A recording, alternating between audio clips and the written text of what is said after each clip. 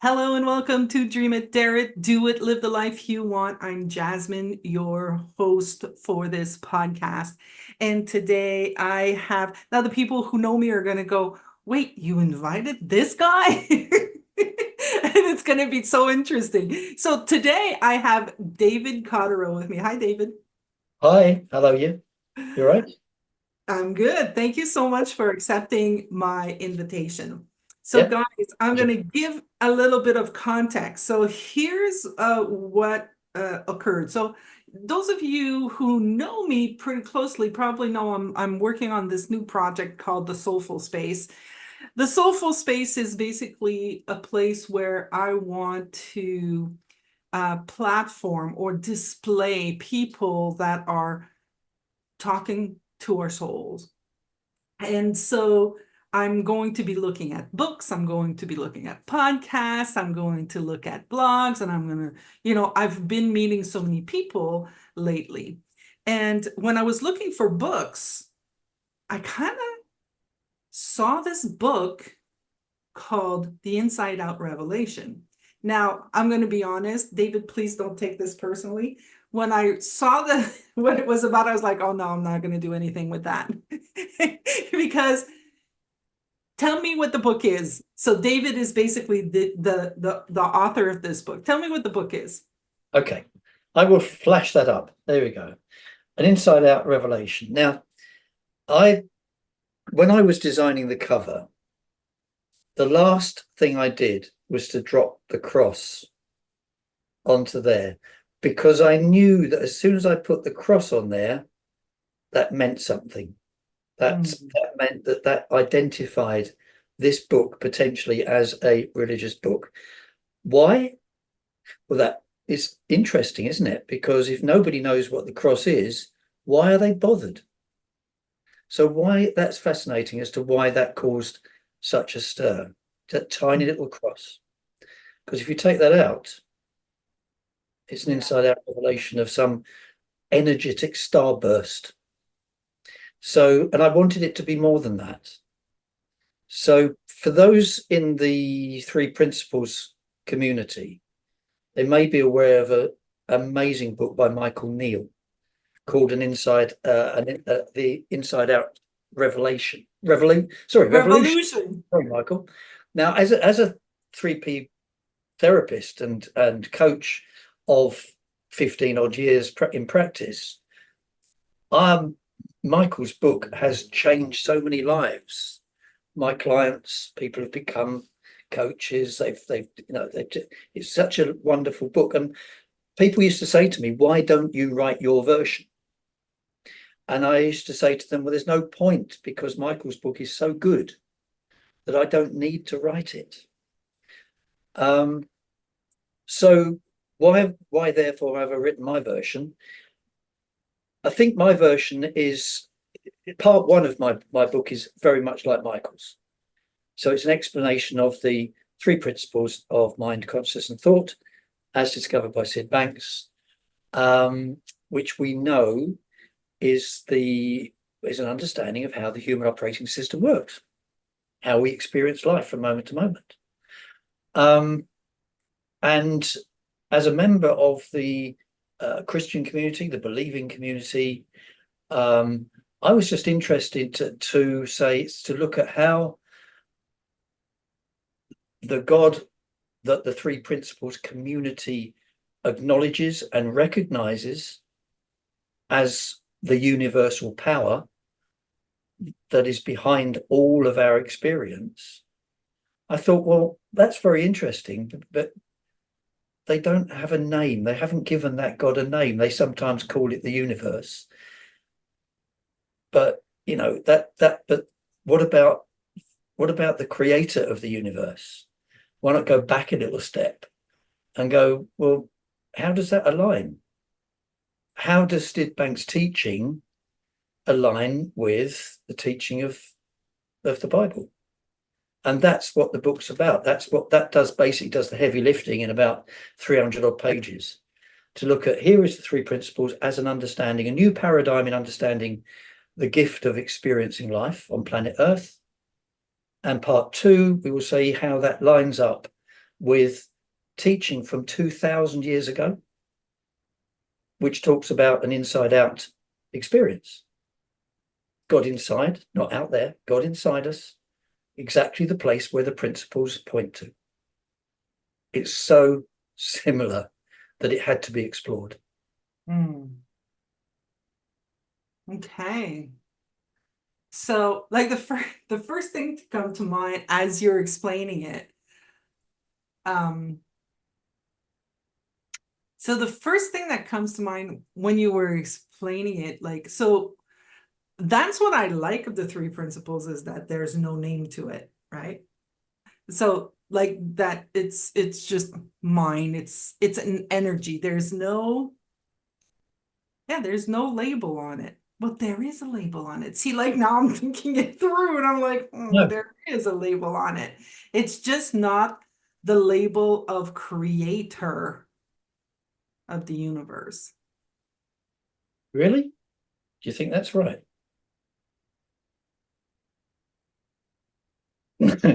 That's There was pause. But it is, but you're right. It is implicated, like in the things that I've read so far, or that I've learned. I haven't heard those words exactly like that, but I have heard it called God. Like when I've taken Michael's classes, Michael calls it God. Maybe not in the beginning when I first worked with him. I feel like it's an evolution. It got him at one point he started saying God. We still use mind, but he does refer to it as God. I think that's fine when he feels comfortable. Yeah. With respect, I think that's the thing is I work with any client who's interested in improving their life. It's not a condition that they have a faith. And one of the first questions I tend to ask a new client is if they're looking at life change, life transition, life transformation, is do you spin this planet? Hmm. Do you spin this planet? Do you order the trees to shed their leaves in the fall? That's And good. we sometimes get onto the idea of a designer, a designer, and then we talk about intelligent design. But intelligent design still allows us to create a god of our own making and project that up into the air somewhere and hope that we get something back. So how much of so you I'm guessing, you can correct me if I'm wrong. I'm guessing that you read the Bible before you read the Sid Banks information. Yeah, Like you yeah, knew of the Bible before you knew of Sid Banks' work. yeah. So, 1988, I was 33 years old, I suppose. And I had that was when I had my epiphany, if you like. There must be more to life than this. And I read a book by C.S. Lewis, who some people have heard of, the author of The Lion, the Witch, and the Wardrobe. And what's the name of the book? Can you say that again? The Lion, the Witch, and the Wardrobe. It's about a Okay. bunch of kids who go into a wardrobe and find that amongst all the coats, it opens up into a secret world called Narnia. Hmm. And they have these adventures in Narnia, and they meet Aslan, who is the lion, and basically it's an analogy of the Bible story. Aslan is the god in animal form, whereas Christianity is about God in human form. But so the story is so C.S. Lewis was a Bible teacher, and he wrote simple guides to Christianity in the 1950s and 60s, which are still bestsellers today.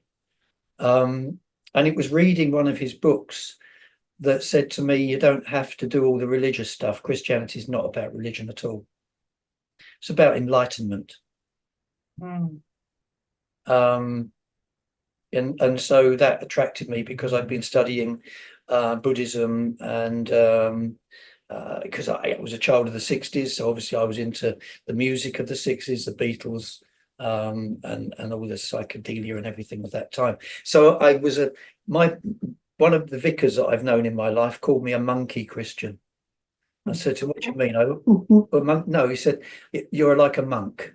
You would rather be in transcendent meditation than moving the chairs around in the church. Yeah. You're a spiritual person. You're a deep contemplator." And so obviously, as you can imagine, the principles are great because it's God's design for the human mind. Why would the church not be interested in that? Yeah. So when I know the Bible, because I thought, well, if this is true, then I might as well hang my hat on that hook. Because if it's not true, it's a load of rubbish. And this stuff that there's more writings, biblical God type writings from 2, 3, 4,000 years ago than there is any other writing at all on this planet that we know of. There's more writings about this God than there is about any other God, Greek philosophy or anything else. But because it gets wrapped up in religion, and when we get caught up in all of the stuff that's gone wrong over the years with religion, fighting wars, abuse and stuff, it gets put on the shelf and gathers dust. But actually, the message is one of enlightenment, finding the truth in life, connecting to our true self, our source, and some of the greatest. I mean, how about this, right? Do not conform to the patterns of this world, but be transformed by the renewing of your mind. All right, that was written 2,000 years ago to a gathering of Christians in Rome. How about this one? Think about this in terms of three principles. Nobody knows the thoughts of a person except the spirit of that person. And nobody knows the thoughts of God except the spirit of God. So when the human spirit and the God spirit come together, entwine, the human therefore knows the thoughts of God. Enlightenment happens, boom. So then all the stuff we read about in the Bible is particularly in the New Testament. The New Testament is a new covenant. It's a new agreement God had with humanity.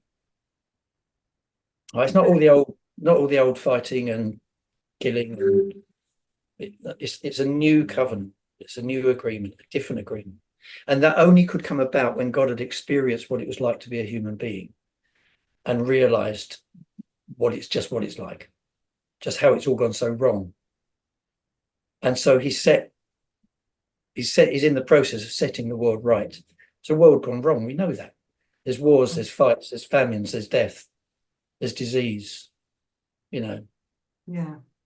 So in order to put that right, the best way was to actually come alongside us and experience it. If I've got a pond full of about 30 fish out there, and if there's fighting in the fish pond, what better way to sort it out than for me to become a fish and get in there? Come on, guys, calm it down. But I can't do that. Mm-hmm. So I have to just watch. And that's a lot of people's idea of what God is. The watcher from afar, watching us all fight each other and kill each other. But actually, what gives this incredible thing of actually becoming a human and living on earth? And that's what the Bible is about. So that's what those writings about renewing the mind, think differently, think with love, think with care, put the other person first. So let me ask you, Mm-hmm. like I said, you obviously knew the Bible before you knew this understanding of the three principles.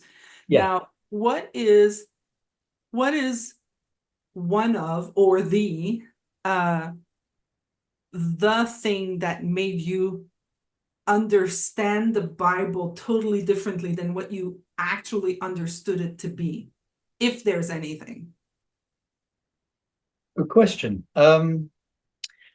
There's an illumination that happens, as I said just a bit earlier. There's an I remember when Sid Banks said, I'm home, I've seen God, I've conquered this world.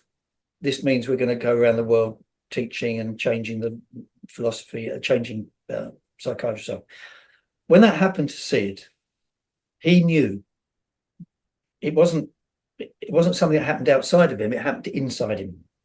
He had an epiphany. He had a moment where the veil was pulled back, and he was privileged enough to see something about this experience of life that not everyone gets to see.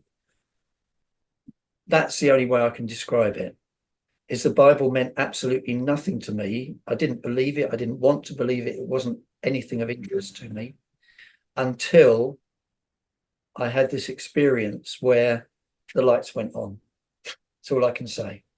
The lights went on, and suddenly I was able to understand the words of the teaching of the Bible as if they were talking to me personally.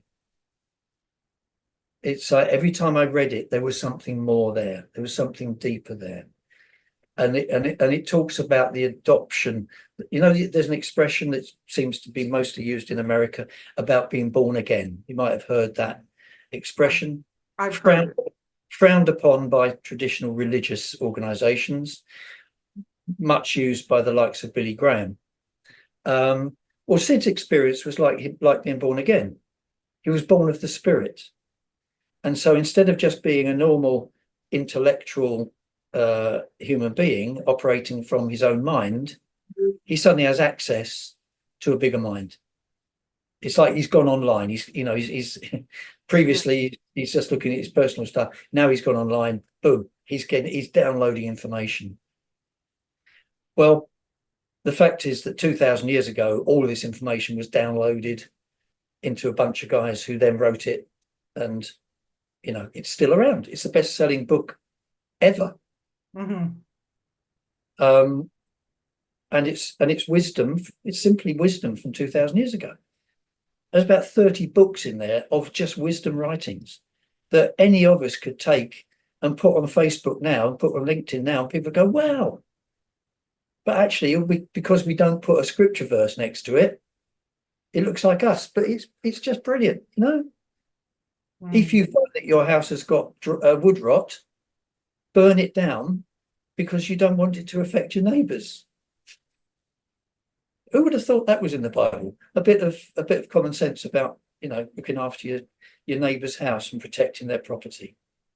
It's just crazy. It's very, very down to earth, very simple. And I just thought, you know what? There's no reason why not to believe it. Let's put it into practice. Let's have a go. Let's see what we can do. And I just found throughout the world there are just millions of people who are just having a good time. Mm. So I thought, right, if that's the case, when I'm aware of a new understanding of the operating system that we've been given to navigate planet Earth, our life on planet Earth, why is it still that there's many people in the church who are being sent to traditional counsellors?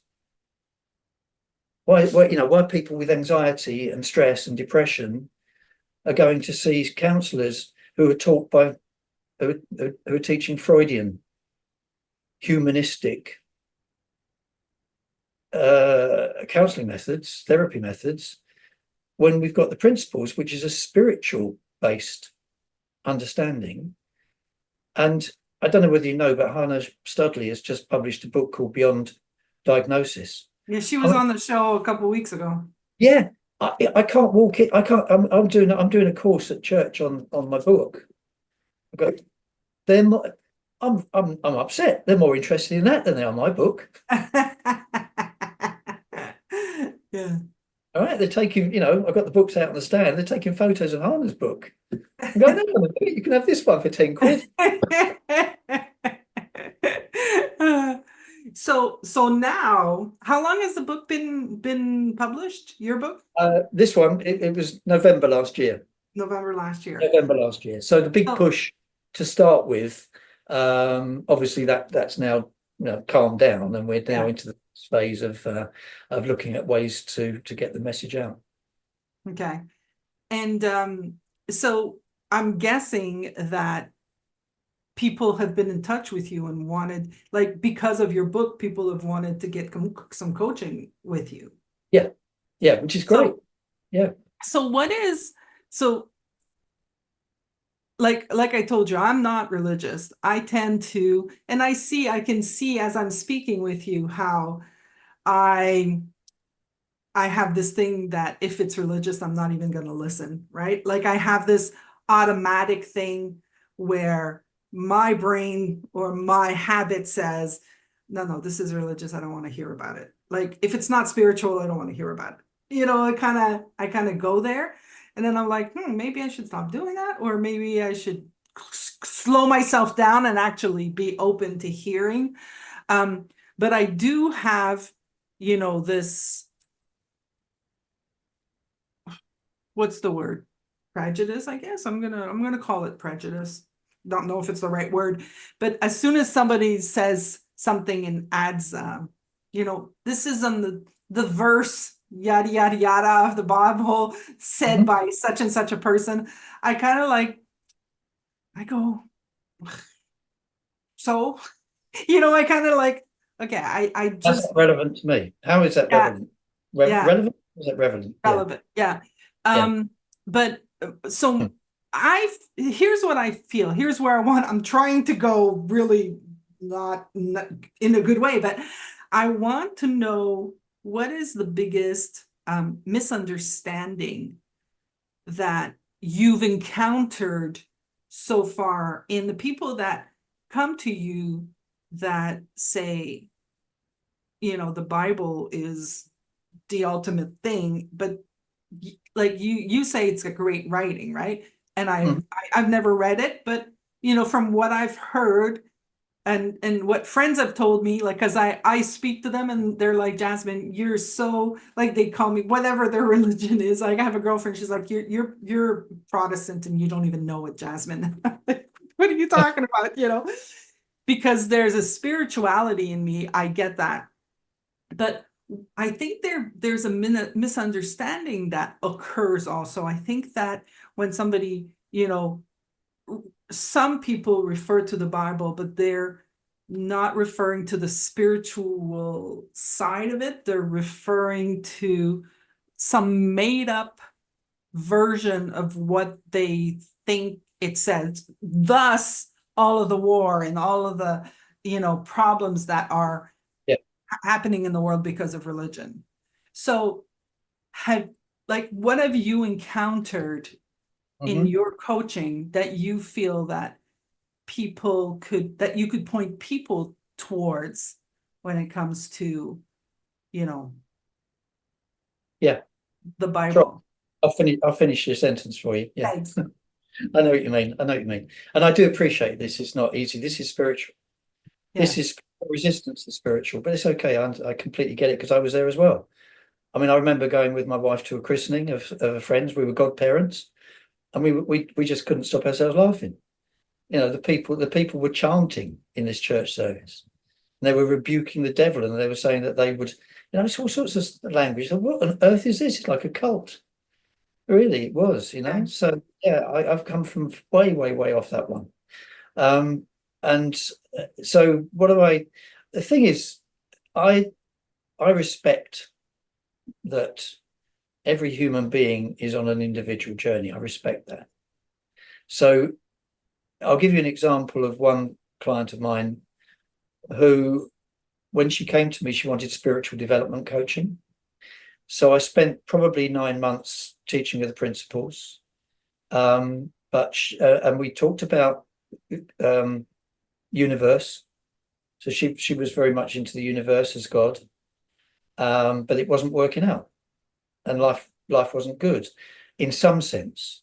Although she had a very successful business, but there was things that just weren't right. So she was very angry with the universe. So my job was to really try and calm her down and get her into a place where she was going to listen to other options, for her own other options.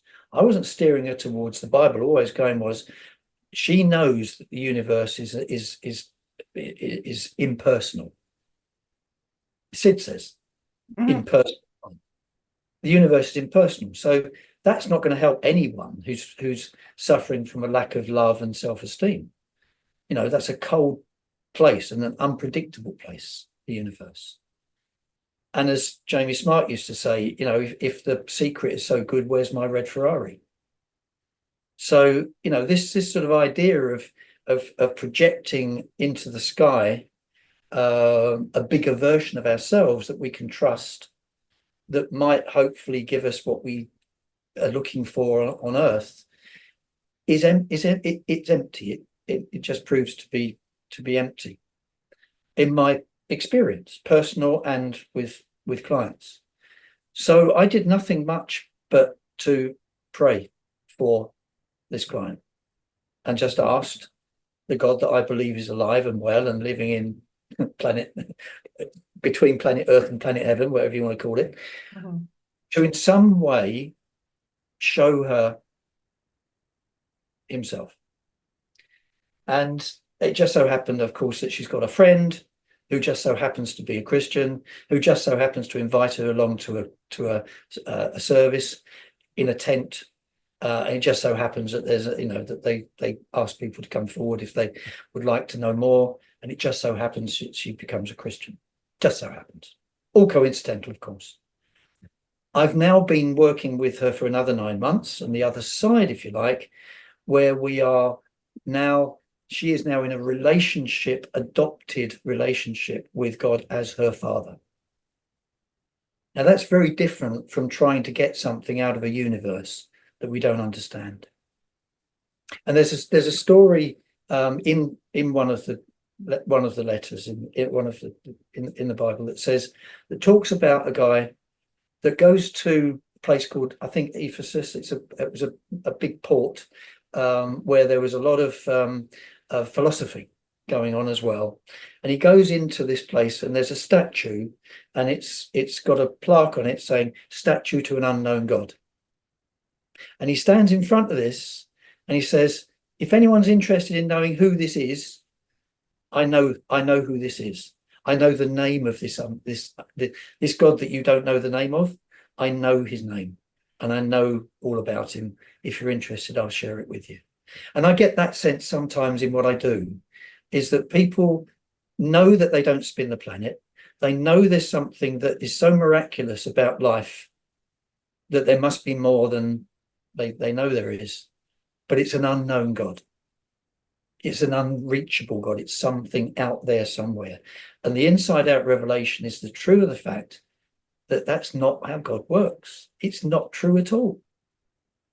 God works inside humans and brings unity amongst humans in the unity of that spiritual understanding. So obviously, when I go along to the 3P UK conference a couple of weeks ago, and I'm sharing there and I'm seeing happy people, happy people. And we get into a conversation and they say, oh, your book, what's that about? And immediately there's conflict because the God that they have is their own personal God. It's the God they've made up. It's the God that suits them. Hasn't got a name, but it's one that is, it's bigger than me. I'll keep my fingers crossed and hope for the best and see if we get a few coincidences working. But actually to know personally by name that God and know that God shares my spirit and therefore informs me from moment to moment the best things to say, the best things to do, and the best things to best way to go in life. I think that's a pretty good deal.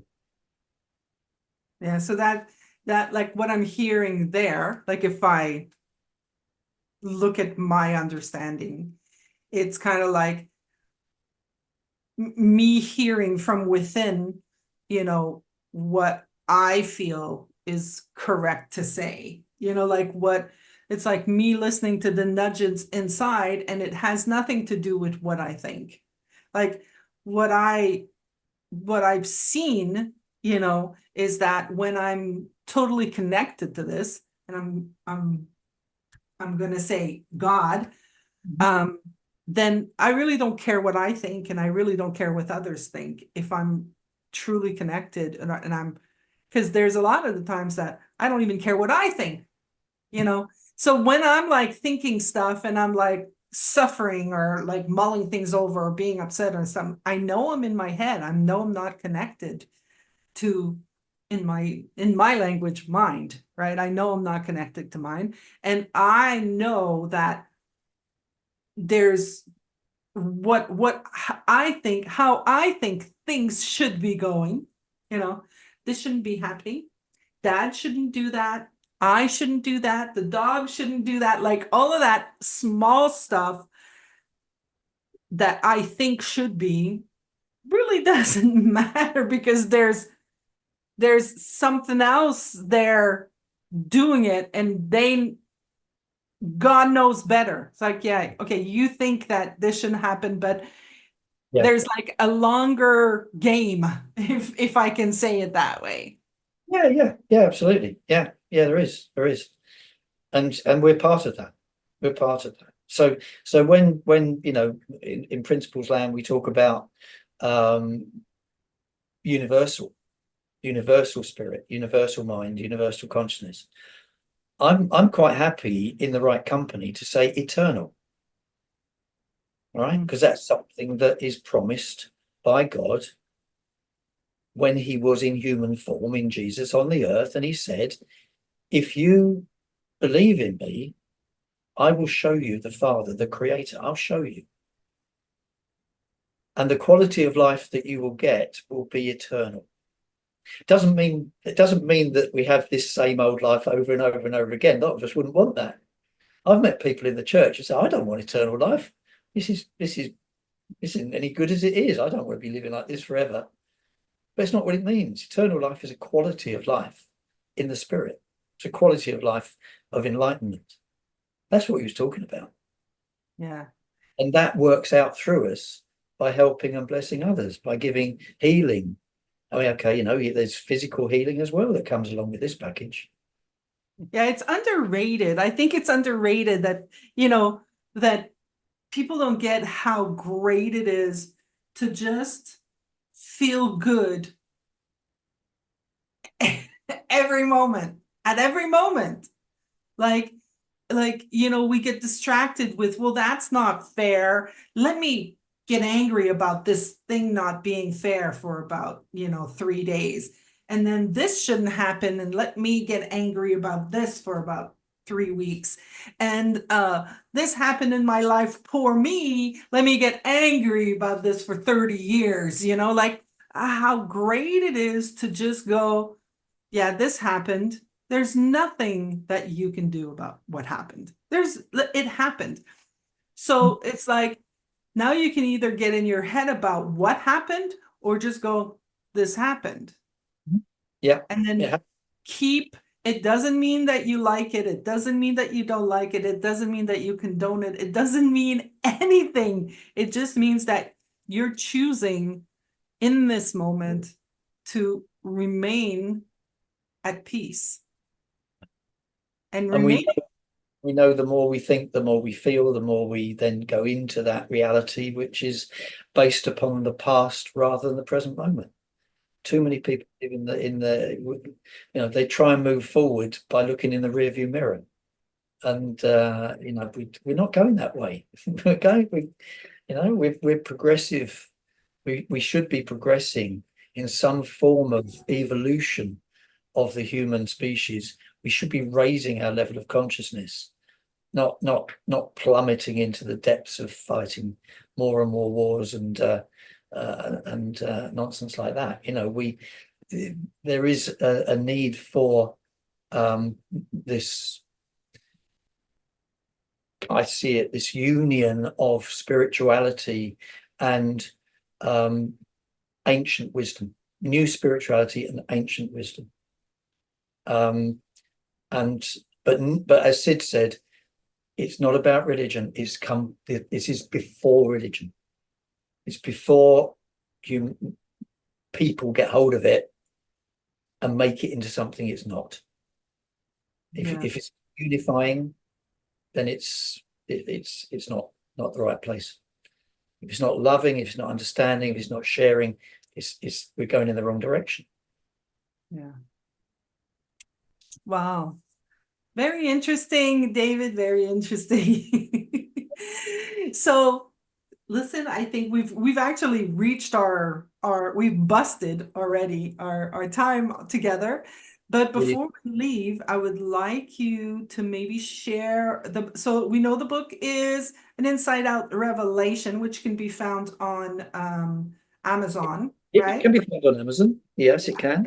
Um, and it can also be found by going to an Inside Out revelation.podia.com, which Okay. is the website for the outreach that we're growing from this. So there's YouTube videos, there's teaching, which I'm going to be putting on. We want to be equipping church leaders with the understanding of the principles, and if the opportunity arises, then the principles community with a closer understanding of the Holy Spirit, which is part of the Trinity of God. But I guess what seems to be happening is the mission is more towards the church to enlighten and bring healing to the fellowship of God on earth. So yeah, it can. Thank you for the opportunity. It took a lot of effort to put that in. I sometimes dip in and read it. We do a book reading group on Sunday evenings, and sometimes I'm listening to people reading excerpts from this, and I think I don't remember writing that. Writing it. So So how do they like do you still accept people on those readings like these books? yeah, yes, yeah, absolutely. Yeah, there's uh well, I think the best thing probably if anyone's interested, they can get in touch with me at David at Okay. mentoringforlife.co.uk. David at mentoringforlife.co.uk, and that's FOR, mentoring FOR Okay, so life.co.uk. on your website, there's a contact form there, right? So they're going to be able Absolutely. to contact you there also. So I'm going to put the link to the website, guys, so you can reach out to David there. And if you're good at writing the email, then you're good. And so, yeah, thank you so much. I'm happy that you're doing this. I feel like it definitely will bring transformation to the world of, church and religion. I think that religion was created, with a good intention, Mm. right? There's a good intention behind it, and then it was, deformed by thoughts, by certain thinking of some people, and then we get caught up, right? But I think it's always like listen to yourself. Like it's within you. If something tells you this is a no, then don't touch it. The journey, the greatest journey is the journey inside. Yeah. All right. Thank you so much, David. Pleasure. Everybody else, I'm going to say dream it, dare it, do it, live the life you want. And I'm going to see you in another episode. Take care, everybody. Bye. Bye.